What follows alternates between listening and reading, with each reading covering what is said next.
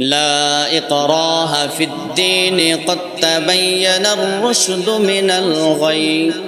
আল্লাহ তাআলা এই আয়াতের মধ্যে বলেন লা ইকরাহা ফিদ্দীন, দ্বীনের মধ্যে কোনো জোর জবরদস্তি নাই।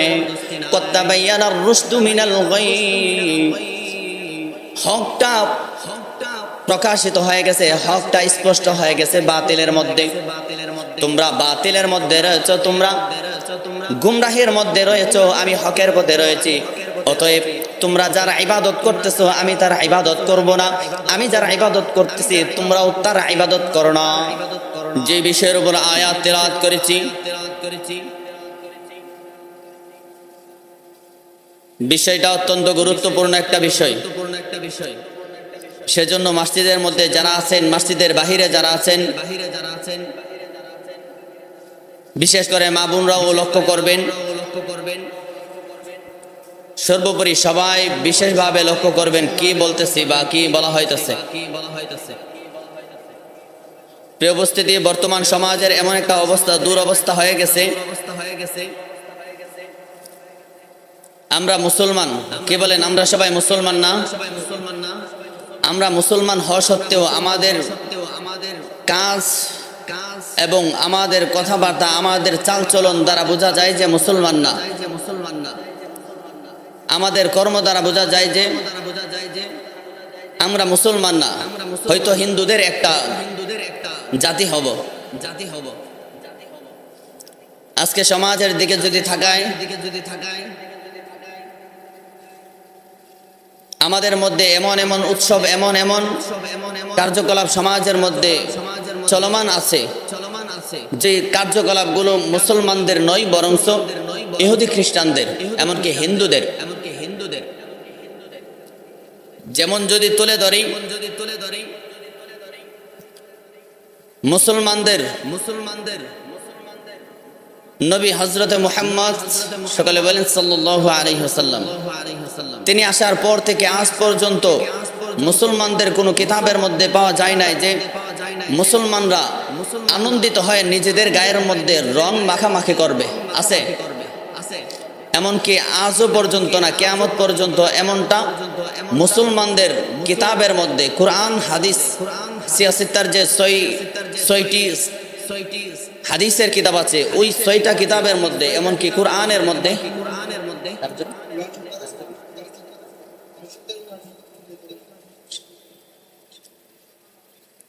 কোরআন সহ কিতাবগুলোর মধ্যে পাওয়া যাবে না মুসলমানদের যে মুসলমানদের উৎসবের মধ্যে রং মাখামাখি করা যায় বা করতে হয়, এমন কোনো প্রমাণও পাওয়া যাবে না। সাহাবায়ে কেরাম, তাবেঈন, আল্লাহর রাসূল তো করেনই নাই। সাহাবায়ে কেরাম, তাবেঈন, তাবে তাবেঈন, আইম্মায়ে মুজতাহিদিন, এর পরবর্তী আলেম উলামারা, যারা বিজ্ঞ, যারা জ্ঞানী লোক ছিলেন, তাদের দ্বারা তাদের পরিবার, তাদের পরিবারের মধ্যে পরিবারের মানুষ অথবা তারা নিজেরা একজন অপরজনকে রং লাগায় দিছে, এমন কোনো প্রমাণ পাওয়া যায় নাই।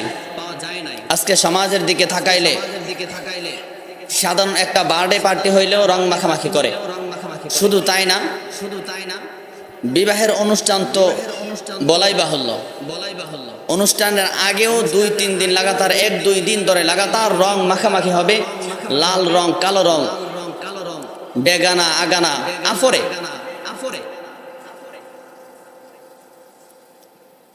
এমনকি বিবাহের পরবর্তীতেও জামাই যে 2.5 দিন থাকে, 2.5 দিনের শেষ দিনে রং মাখামাখি হয় কিনা, এগুলো আমরাই জায়েজ বানায় দিচ্ছি। অথচ হাদিস কালাম কোরআনের মধ্যে নাই। আমরা কাউকে জিজ্ঞাসা করি না। মসজিদের ইমাম সাহেব যে ঘুরতেছে মসজিদের মধ্যে আছে, জিজ্ঞাসা করি না হুজুর এইগুলা করা যাবে কিনা, আমরা বিবাহের অনুষ্ঠান করতেছি, একটা ডেস্কেট বাজাইতে পারবো কিনা।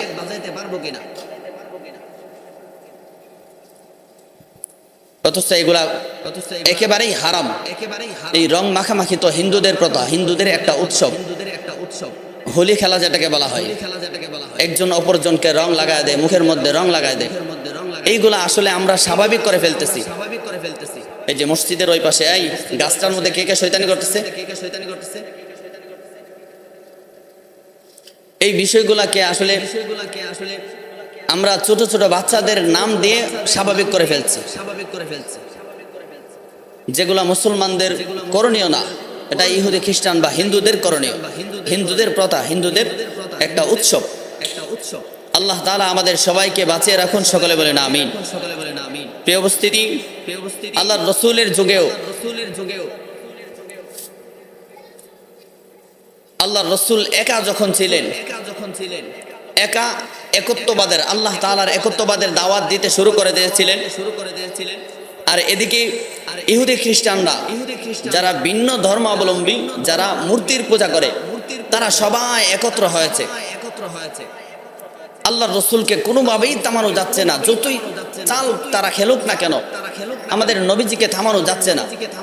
এক পর্যায়ে তারা আসছে আল্লাহর রসুলের কাছে এসে বলতেছে, হে মুহাম্মদ, তোমাকে তো থামানো যাচ্ছে না, তুমি তোমার রবের একত্ববাদের দাওয়াত দিয়েই যাচ্ছ। আমরা আসছি তোমাদের কাছে একটা আপোষ করার জন্য। সমস্ত মূর্তি পূজারীরা আসছে, তাদের নেতারা আসছে যে তোমার সাথে আমরা আপোষ করার জন্য আসছি।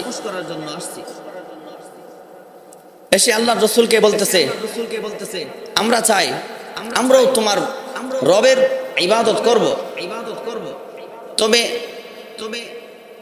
একটা প্রতিজ্ঞা করতে হবে যে আপনি আমাদের নবীজিকে বলতেছে, তুমি আমাদের মূর্তির 1 বছর পূজা করবা, আমরা তোমার রবের 1 বছর পূজা করব।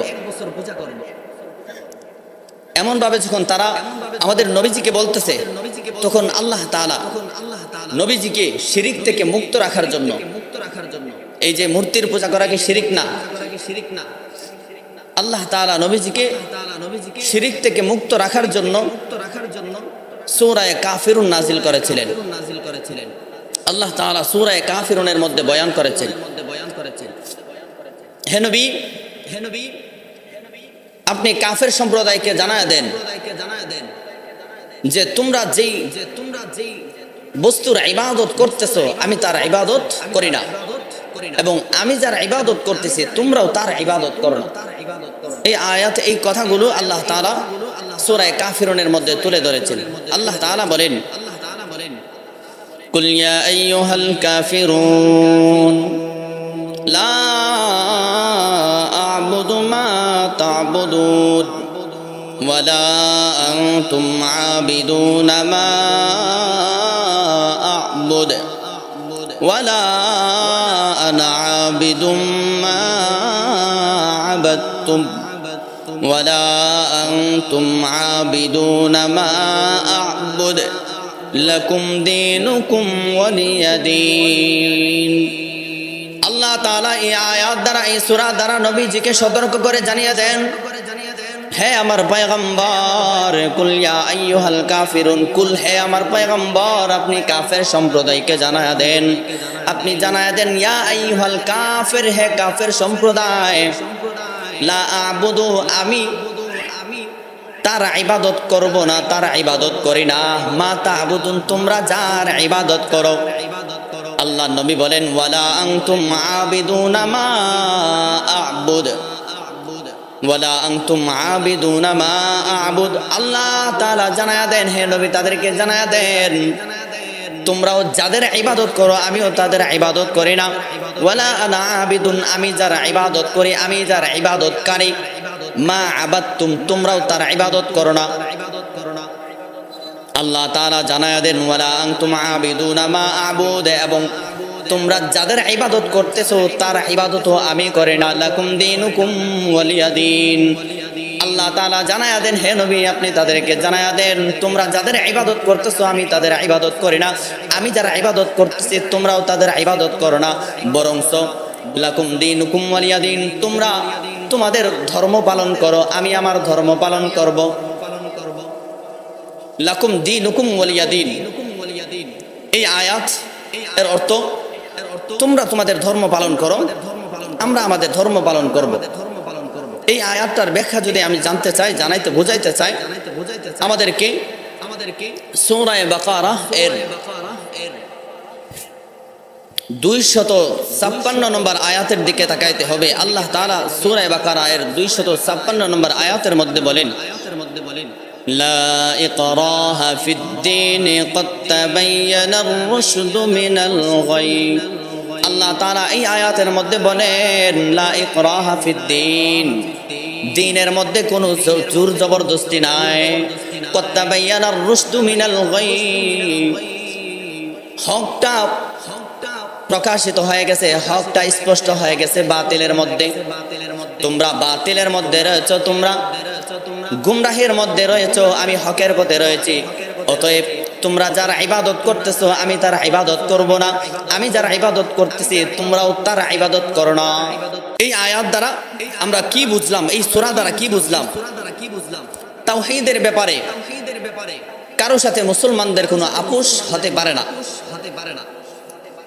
আমাদের সমাজের মধ্যে যে শিরকগুলা হইতেছে, হিন্দুদের প্রথাগুলো আমরা মানতেছি, ওইগুলা কোনো মুসলমান করতে পারে না। মুসলমান তো সে তার আল্লাহ তাআলার ইবাদতের ক্ষেত্রে, আল্লাহ তাআলার সামনে নত হওয়ার ক্ষেত্রে অন্য কাউকে শরীক করতে পারে না, অন্য কারো প্রথা, অন্য কারো উৎসবগুলাকে মানতে পারে না। আল্লাহ তাআলা যা বলেছে তাই মানবে। কি বলেন ঠিক না? আল্লাহ তাআলা যা বলেছেন মুসলমানরা তাই মানবে। মুসলমানরা অন্য কিছুর প্রতি আকৃষ্ট হতে পারে না, অন্য ধর্মের যেই প্রথাগুলো আছে ওইগুলোর প্রতি আকৃষ্ট হতে পারে না।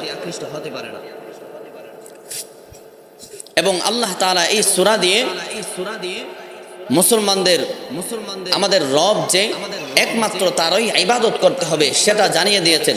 মুসলমান যারা আমার নবীকে মানে, যারা আমাকে মানে, তারা কেবল আমারই ইবাদত করে। তারা তাদের ইবাদতের ক্ষেত্রে ইবাদতের সাথে অন্য কাউকে আমার সাথে শরীক করতে পারে না। আল্লাহ তাআলা তিনি তো এক, তার সমতুল্য কেউ আছেন? সবাই বলে না তার সমতুল্য কেউ আছেন? আল্লাহ তাআলার সমতুল্য কেউ নাই।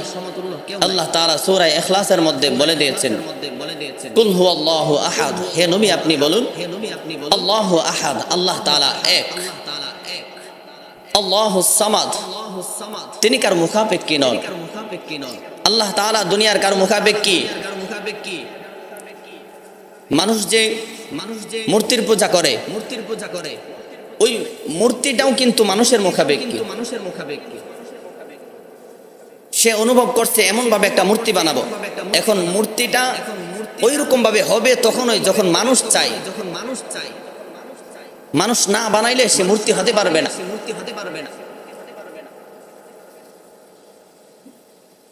এক নম্বরের জাহিলিয়াত যদি ধরা হয় ওইগুলাকে ধরা যাইতে পারে যারা নিজ হাতে বানায় আবার নিজেই তাদের রব মনে করে।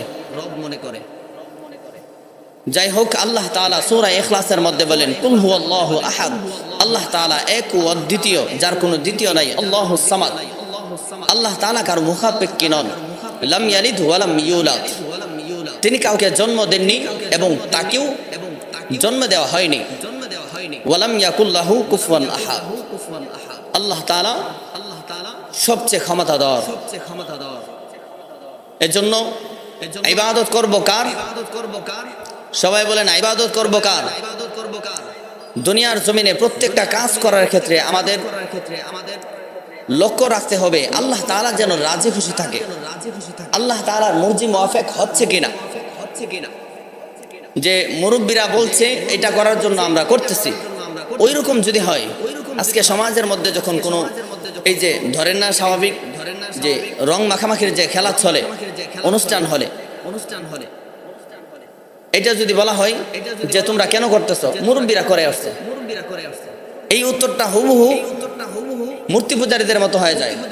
তাদেরকে যখন বলা হয় তোমরা মূর্তির পূজা কেন করো, আমরা দেখছি বাপ-দাদারা করছে, ওই রকম ভাবেই চলে আসছে। এজন্য এই যুগের মধ্যে এসেও যদি বাপ-দাদারা করছে, মুরব্বীরা করছে, ওইটা বলে আমরা করে ফেলি, তাহলে আমি আপনিও গোমরাহ হয়ে যাব। এই যুগের মধ্যে বর্তমান সময়ে এমন কোনো মাসআলা নাই অনলাইনের মধ্যে যে নাই, এমন কোনো বিষয় নাই যে অনলাইনের মধ্যে নাই। আমি একটা কাজ করব, কাজের আগে যদি সার্চ করি অবশ্যই পেয়ে যাইব কোনো না কোনো আলেমের মুখ থেকে ওইটার হক পন্থাটা। এজন্য প্রত্যেকটা কাজের ক্ষেত্রে আমরা আল্লাহ তাআলাকে প্রাধান্য দিব, দ্বীনকে, ধর্মকে প্রাধান্য দিব। কি বলেন? ইনশাআল্লাহ।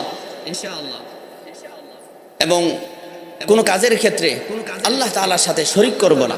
আল্লাহ তাআলার সাথে শরীক করলে দুনিয়াতে ক্ষমা নাই, এমনকি আখিরাতেও ক্ষমা নাই। দুনিয়াতেও তার কোনো ক্ষমা নেই, আখিরাতেও ক্ষমা নেই। আল্লাহ তাআলা খুব কঠিন ভাষায় বলেছেন সূরা জুমার এর 65 নম্বর আয়াতের মধ্যে। এই আয়াতের মধ্যে আল্লাহ তাআলা শিরিক সম্পর্কে নবীজিকে বলতেছেন। বলেন তো, নবীজিরা কি কখনো শিরিক করবে? শিরিক গুনাহ কি নবীজিরা করতে পারে? এটা কখনো ধারণাই করা যায় না। এরপরেও আল্লাহ তাআলা নবীজিকে বলছেন। এর মানে কি? উম্মতদেরকে আরো কঠিন ভাবে বলছেন যে তোমরা শিরিক করবা না, শিরিক গুনাহ করবা না। এই আয়াতের মধ্যে আল্লাহ তাআলা বলেন,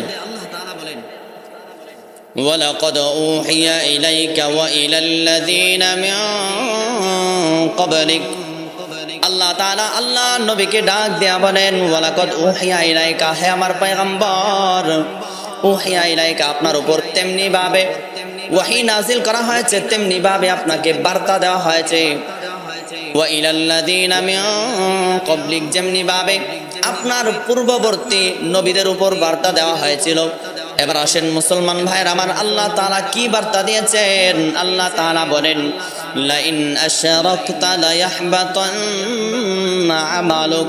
আল্লাহ তাআলা বলেন, হে আমার পয়গম্বর, পূর্বের নবীদের মতো আপনাকেও জানায়া দেয় আপনি কখনো শিরিক করবা না। আল্লাহ তাআলা নবীজিকে বলতেছেন আপনি কখনো শিরিক করবেন না। যদি শিরিক করে ফেলেন, লায়াহবাতান্না আমালুকা, যদি শিরিক করে ফেলেন তাহলে আপনার আমলগুলা ধ্বংস হয়ে যাবে। আজকে আমি আপনি নিজের অজান্তেই অনেক সময় শিরিক করে ফেলি। যেমন কিছুদিন পূর্বে কসবার মানুষ ভালো করেই জানে হয়তো, একটা গাছ নাকি পড়ে গিয়েছিল, এরপরে একটা জ্বর একটু শক্ত থাকার কারণে গাছটা আবার উঠে গেছে। উঠে যাওয়ার কারণে, ওইটা প্রকৃতির কারণে উঠছে, গাছের জ্বর একটু শক্ত ছিল সেজন্য উঠে গেছে। উঠে যাওয়ার কারণে ওই গাছটাকে মানুষ গাছ বাবা বলে দাবি করতেছে, এমনকি লাল কাপড় বেঁধে তার পূজা করা শুরু করে দিয়েছে। এমনটা শুনছেন কিনা? এই গাছটা কি আমাদেরকে কিছু করতে পারবে? একবারে প্রকাশ্য, জ্বলন্ত প্রকাশ্য একটা শিরিক। আল্লাহ তাআলা আমাদের সবাইকে সঠিক বুঝ দান করেন। আল্লাহ তাআলা আল্লাহ নবীজিকে বলতেছেন শিরিক করবেন না। যদি শিরিক করেন, নবীজিকে বলতেছেন মানে সমস্ত উম্মতদেরকে বলতেছেন, আমাদেরকেও বলতেছেন তোমরা শিরিক করবা না। যদি শিরিক করো তোমাদের জীবনের সব আমল নষ্ট হয়ে যাবে। এবং আল্লাহ তাআলা বলেন, ওয়ালা তাকুনান্না মিনাল খাসিরিন, তোমরা এই গুমরাহ হয়ে যাবা। এজন্য শিরিক থেকে আমাদেরকে মুক্ত থাকতে হবে। প্রত্যেকটা কাজের ক্ষেত্রে কোনটা শিরিক হচ্ছে বা কোনটা আল্লাহ তাআলার প্রকৃতপক্ষে ইবাদত হচ্ছে ওইগুলা খেয়াল রাখতে হবে। শিরিক দুনিয়াতেও ক্ষমা নাই, আখিরাতেও ক্ষমা নাই। এটা আল্লাহ তাআলা দুনিয়াতেই স্পষ্ট করে দিয়েছেন। আল্লাহ তাআলা সূরা নিসায়ের 48 নম্বর আয়াতের মধ্যে শিরিক সম্পর্কে বলেন, ইন্নাল্লাহা লা ইয়াগফিরু আন ইউশরাকা বিহি ওয়া ইয়াগফিরু মা দুনা যালিকা লিমান ইয়াশা। আল্লাহ তাআলা এই আয়াতের মধ্যে বলেন, ইন্নাল্লাহ, নিশ্চয়ই আল্লাহ তাআলা, লা ইয়াগফিরু আন ইউশরাকা বিহি, ওই সমস্ত মানুষদেরকে ক্ষমা করবেন না। লা ইয়াগফিরু আন ইউশরাকা বিহি, ওই সমস্ত মানুষদেরকে আল্লাহ তাআলা ক্ষমা করবেন না। দুনিয়াতেও তাদের কোনো ক্ষমা নাই, আখিরাতেও ক্ষমা নাই। আন ইউশরাকা বিহি, যারা আমি আল্লাহ তাআলার সাথে শরীক করে, যারা আল্লাহ তাআলার সাথে শরীক করে, শিরিক গুনাহে লিপ্ত হয়, দুনিয়াতেও তাদের কোনো ক্ষমা নাই, এমনকি আখিরাতেও তাদের কোনো ক্ষমা নাই। আল্লাহ তাআলা বলেন, আন ইউশরাকা বিহি ওয়া ইয়াগফিরু মা দুনা যালিকা লিমান ইয়াশা। তবে অন্যান্য গুনাহের ক্ষেত্রে আমি আল্লাহ চাইলে ক্ষমা করে দিব, আর না চাইলে তাকে শাস্তি দিব। তবে শিরিক সম্পর্কে স্পষ্ট বার্তা যে আল্লাহ তাআলা দুনিয়াতেও তাদের কোনো ক্ষমা নাই, আখিরাতেও ক্ষমা নাই। এজন্য আমাদেরকে সমস্ত প্রকারের কুপ্রথা, এই সফর মাসকে ঘিরেও কিন্তু কিছু প্রথা রয়েছে সমাজের মধ্যে। জাহেলিয়াতের যুগেও ওই প্রথাগুলো ছিল। সফর মাসকে ঘিরে কি প্রথা ছিল যে সফর মাসে মানুষ কোথাও যাওয়ার ইচ্ছা করতো না, সফর মাসে সফর করার ইচ্ছা করতো না। এবং তাদের মধ্যে প্রথা ছিল যে যখন রাস্তার মধ্যে বের হয়, বাড়ি থেকে বের হলেই যদি কোনো একটা কাক দেখে অথবা উস্টা খায় অথবা কোনো একটা মুসিবতের শব্দ শুনে, তখন তারা আর ওই সফরটা করে না। তাদের ধারণা যে আমি বের হয়ে কাক দেখছি, এই সফরটা আমার বরকতপূর্ণ হবে না।